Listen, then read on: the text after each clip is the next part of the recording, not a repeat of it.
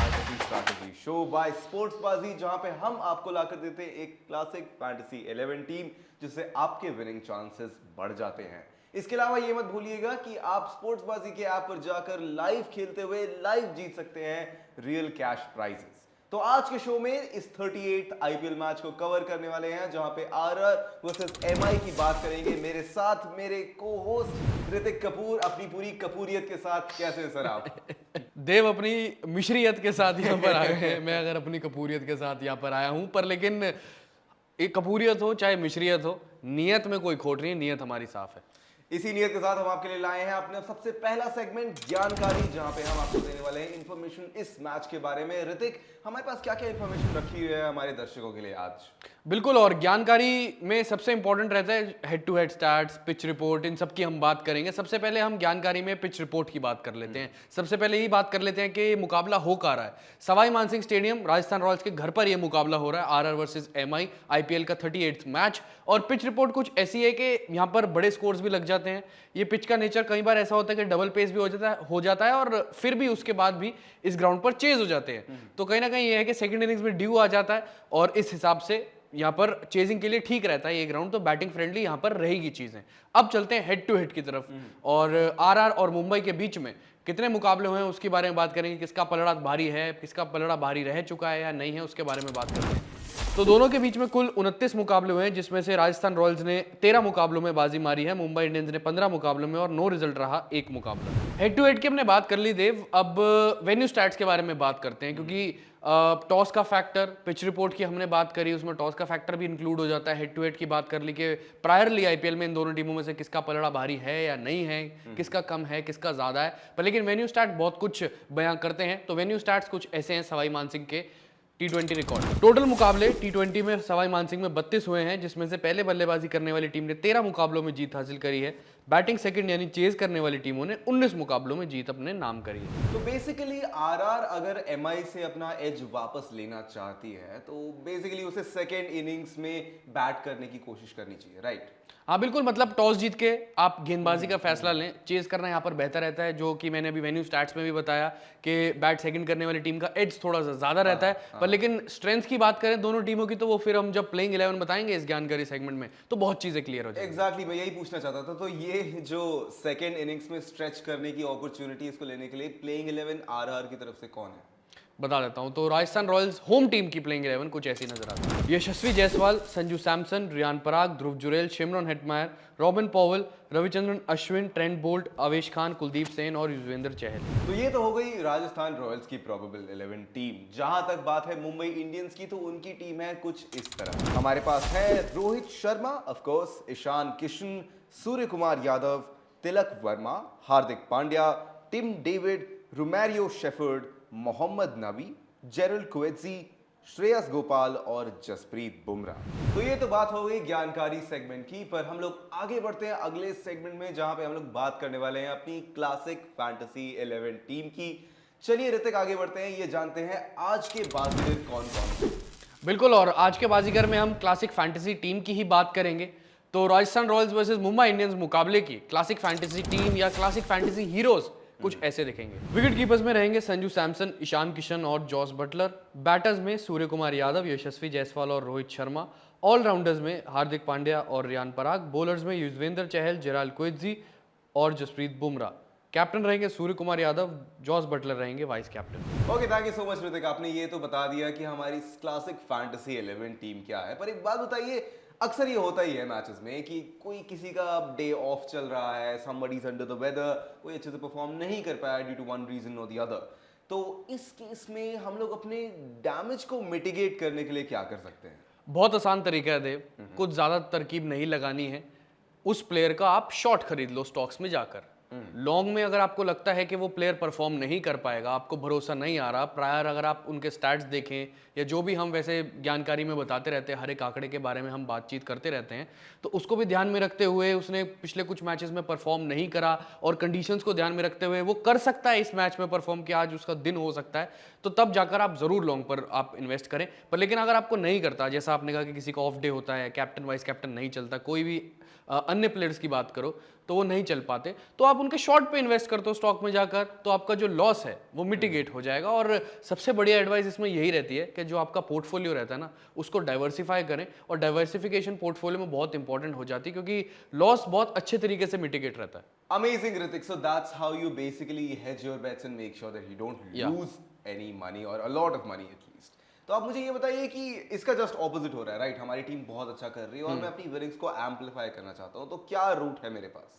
देखिए, बहुत ज़्यादा रूट्स हैं आपके पास। ऐसा कुछ एक पेड़ नहीं है कि आपने एक पेड़ पर पानी डाला और एक पेड़ उग गया। आपके पास बहुत सारे हैं। फॉर एग्जांपल, मान लीजिए फर्स्ट इनिंग की आपने टीम बनाई और वो काफ़ी अच्छा कर गई पहली इनिंग में। आपके प्लेयर्स ने जो आप चुने थे आपने टीम में पहली इनिंग में, वो बहुत अच्छा कर गए। आपने जो कैप्टन वाइस कैप्टन चुने थे उस फर्स्ट इनिंग की टीम में, बहुत अच्छा कर गए। अब आपके पास ऑप्शन रहता है सेकंड इनिंग्स में भी जाकर टीम बनाने का, क्योंकि स्पोर्ट्सबाजी अपने आप में ऑप्शन देता है ना कि सेकंड इनिंग्स में जाकर टीम बनाने का। तो वहां पर भी आप अपने गणित को लगाकर, जो भी जानकारी में हमने चीजें बताई हैं और अपने दिल दिमाग और डेटा को यूज करके, अपना एनालिसिस करके, आप वही चीज जो आपने फर्स्ट इनिंग में टीम बनाई थी, वहां से आपने एक अच्छी टीम बनाई, अच्छे पॉइंट्स आपको मिले। आप सेकंड इनिंग्स में भी वैसा कर सकते हैं। मान लीजिए गेंदबाजी कर रही है सेकंड इनिंग्स में कोई टीम, तो आप उन खिलाड़ियों को चुन लीजिए पिच और कंडीशंस को ध्यान में रखते हुए। मान लीजिए कोई बैटिंग कर रही है, चेज कर रही है कोई टीम, बैट सेकंड कर रही है, तो वो बल्लेबाज आप रख लीजिए जो कंडीशंस और पिच के हिसाब से परफॉर्म करके आपको देंगे। तो ऐसे स्पोर्ट्सबाजी आपको ऑप्शन देता है सेकंड इनिंग्स में टीम बनाने का, तो वहां पर जाकर आप टीम बना सकते हैं। बहुत ईजी है। अमेजिंग। और इसके अलावा मैं अपने दर्शकों को ये भी बताना चाहूंगा कि इतने सारे शोज देखने के बाद, इतना ज्यादा दिल लगाने के बाद क्रिकेट में जो आपके पास डेटा कलेक्ट होता है, उसे आप अपने दिमाग के साथ अगर स्पोर्ट्स बाजी के स्टार्ट्स प्रो पर लगाएं, तो सिंपल यस और नो आंसर्स के जरिए आप अपनी विनिंग्स को और भी बढ़ा सकते हैं। लाइव खेलते हुए लाइव और भी जीत सकते हैं। हाँ बिल्कुल। और अब यही करने वाले हैं हम आगे, क्योंकि जो हमारा अगला सेगमेंट है वो है स्टार्ट्स प्रो, जहां पर सिंपली एक चीज क्या करनी है, दिल दिमाग और डेटा का इस्तेमाल करके जो भी हमने ज्ञानकारी में इतना सारा ज्ञान दिया है, पिच को रिलेटेड, या अगर आप बात करो हेड टू हेड से रिलेटेड, या प्रोबेबल प्लेइंग 11 स्ट्रेंथ से रिलेटेड, वो आपको स्टार्ट्स प्रो में यूज करनी है। और वही स्टार्ट्स प्रो आपकी स्ट्रेंथ बनकर आगे कमाल करेगा, दिल दिमाग और डेटा लगाकर। कुछ नहीं करना, कॉन्टेस्ट होते हैं देव अच्छे तरीके से, और वहाँ पर आपके सामने क्वेश्चंस पुट होते हैं, आपको येस और नो में अपना ओपिनियन शेयर करना होता है। और जैसे कि मैं फॉर एग्जांपल बताऊं, तो कुछ क्वेश्चन सामने ऐसे भी आ सकते हैं। तो स्टार्ट प्रो के कॉन्टेस्ट में जैसे कि पहला सवाल ये है कि Rajasthan will win the T20 match against Mumbai. इसका येस है ₹4 और नो है ₹6। अब भाई कैसे पता कि भाई कौन जीतेगा? राजस्थान अपने घर पर खेल रही है, इस वजह से उनका एज है, या जो दोनों के बीच का हेड टू हेड है उस वजह से आप प्रायर एज लेकर उनको जो है तरकीब लगाकर ये आप इस पर अपना ओपिनियन शेयर करेंगे। ओपिनियन शेयर करना आपके पास पूरी फ्रीडम है, आप येस और नो में आप जो भी आप रिस्पेक्टिवली ओपिनियन अपना पूरे तरीके से शेयर कर सकते हैं। पर साथ ही साथ आपको जानकारी पर जाना पड़ेगा पीछे, जहां पर हमने आपको सारे आंकड़े बताए।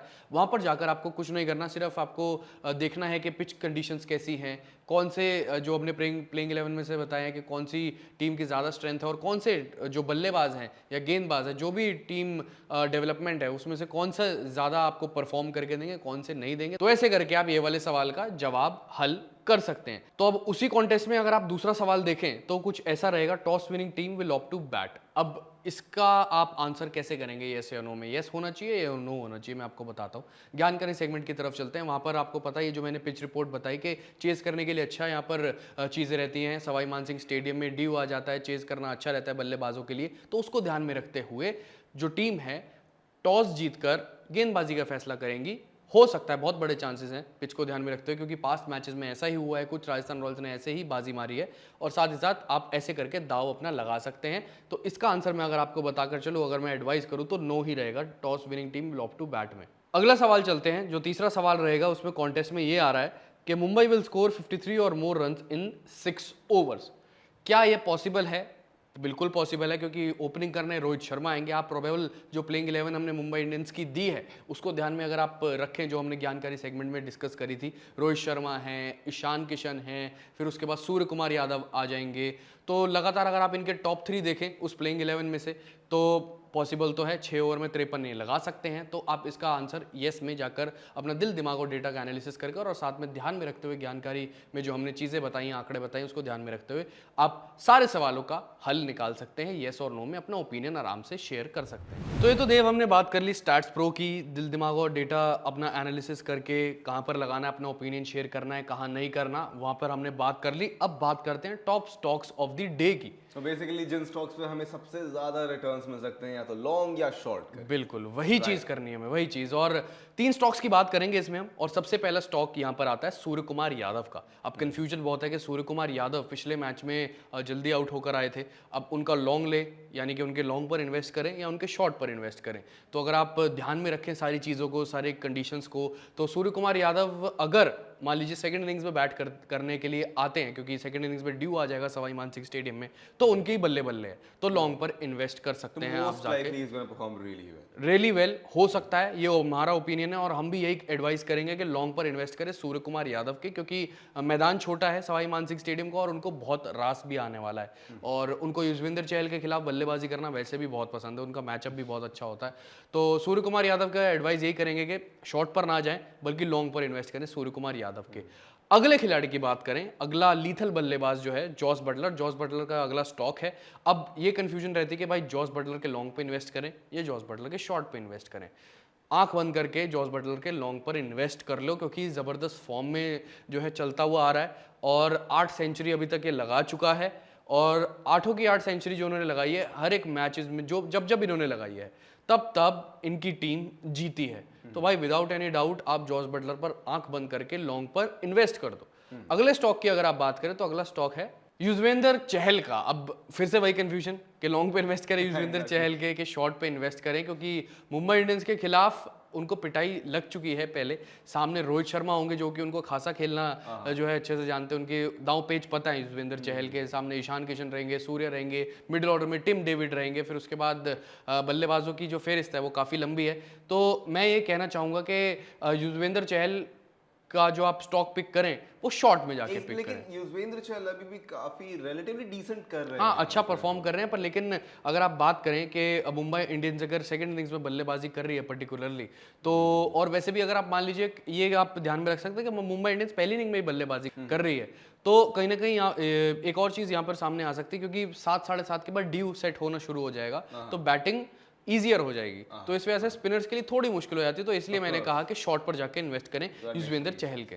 तो ऋतिक, ये तो हो गई स्टॉक्स वगैरह की बात, किस में पैसे लगाने हैं किस में नहीं लगाने हैं, पर आपने सुना क्या रोहित शर्मा ने कायरन पोलार्ड का रिकॉर्ड तोड़ दिया है। He has surpassed 224 sixes for Mumbai Indians in IPL and he has also got to the pedestal of 500 sixes in total in the T20 format, and that is one amazing feat to conquer. बहुत बढ़िया चीज़ है और बहुत बड़ी चीज़ है।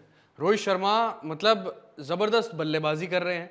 T20 world cup के लहजे से देखो तो वो भी बहुत बढ़िया है, और अभी अभी इन्होंने 500 T20 सिक्सेस भी कंप्लीट किए। कैरन पोलार्ड का रिकॉर्ड तो खैर उनको तोड़ना ही तोड़ना था, क्योंकि इतनी जबरदस्त और रेड हॉट फॉर्म में चल रहे हैं रोहित शर्मा। तो नई बात तो नहीं है, पर लेकिन सुना क्या, मैं ये नई चीज सुनने को मिली है। अमेजिंग। तो हम लोग ने इतना सब कुछ सुन लिया क्रिकेट के बारे में, तो अब थोड़ा जो हमारे दर्शक इतनी देर तक हमारे साथ रुके हुए हैं वो थोड़ा सा एक्स्ट्रा तो डिजर्व करते हैं, थोड़ा सा मुफ्त का ज्ञान तो डिजर्व करते ही हैं। बिल्कुल। आज के मुफ्त के ज्ञान के सेगमेंट में क्या रखा है हमने?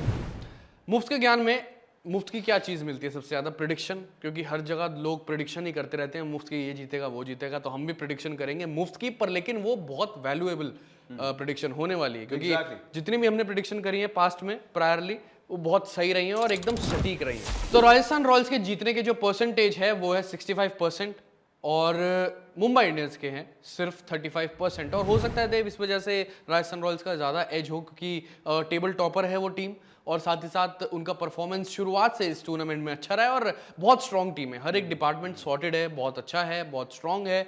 और साथ ही साथ एक और चीज़ यहाँ पर ये लेकर आती है राजस्थान रॉयल्स के सब चीज़ों के सॉर्टेड होने से ज़्यादा ये कि मुंबई इंडियंस से वो काफ़ी ज़्यादा अभी मजबूत लग रही है वो टीम, और सिर्फ टेबल टॉपर्स की बात नहीं है, ऑल डिपार्टमेंट्स में, ये सारे डिपार्टमेंट्स में बहुत स्ट्रॉन्ग टीम है और अपने घर पर खेल रही है, तो अपने घर पर राजस्थान रॉयल्स शेर है। इस वजह से जो एज है राजस्थान रॉयल्स की तरफ 65% का, वो माना जा सकता है पूरे तरीके से। और इसी वजह से ये मैच काफी ज्यादा इंटरेस्टिंग भी होने वाला है, क्योंकि राजस्थान रॉयल्स इस बार एमआई से लड़के अपना खिताब वापस लेने वाले, रेस में वापस आगे जाने वाले हैं, खिताब वापस लेने वाले। देखते हैं, तो देखने वाली बात होगी। अगर सारे डिपार्टमेंट्स में स्ट्रांग होकर मुंबई इंडियंस अगर पछाड़ देती है राजस्थान रॉयल्स को, तो वो अलग बात हो जाएगी। तो खैर देव, अब जाते जाते बोनस स्टॉक की भी बात कर लेते हैं। मुफ्त के ज्ञान में एक बोनस स्टॉक है, वो है रियान पराग का। अब रियान पराग के बारे में मैं ये कहूँगा कि लोग कंफ्यूज होते हैं कि शॉर्ट में इन्वेस्ट करें या लॉन्ग पर इन्वेस्ट करें। पहले अगर आप पिछले सीजन की बात करते तो आप शॉर्ट पर इन्वेस्ट करते रियान पराग के, पर लेकिन अब नहीं। अब हल्के में नहीं ले सकते रियान पराग को, क्योंकि लॉन्ग में इन्वेस्ट करना उनके लिए बिल्कुल ठीक रहेगा और मैं यही एडवाइस करूंगा कि लॉन्ग पर इन्वेस्ट करें स्टॉक पर रियान पराग के, क्योंकि बहुत अच्छी फॉर्म से गुजर रहे हैं और इस बार मुंबई इंडियंस होगी सामने। तो पिछली बार जब मैचअप हुआ था इन दोनों टीमों का तो रियान पराग बहुत अच्छा खेले थे, तो आई थिंक लॉन्ग पर इन्वेस्ट करना चाहिए रियान पराग के स्टॉक पर। Of course, thank you so much, Ritik, for such a fun experience about this upcoming cricket match. Please do not forget to follow us on our different channels, on our Telegram, Instagram and WhatsApp channels.